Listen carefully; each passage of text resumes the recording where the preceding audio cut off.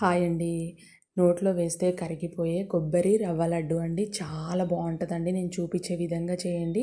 Perfect కొలతలతో 1 cup Bombay రవ్వకి 1 cup పాలు పోసి 10 మినిట్స్ నానబెట్టేయాలండి.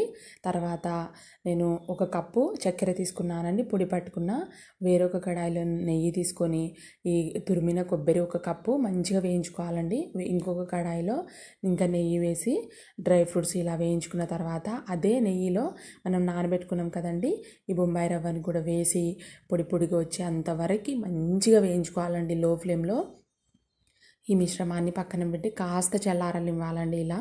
తర్వాత ఇందులోనే వేయించినాం కదండి డ్రై ఫ్రూట్స్, కొబ్బరి తురుము, చక్కెర పొడి ఇవన్నీ వేసి బాగా కలిపేయాలండి.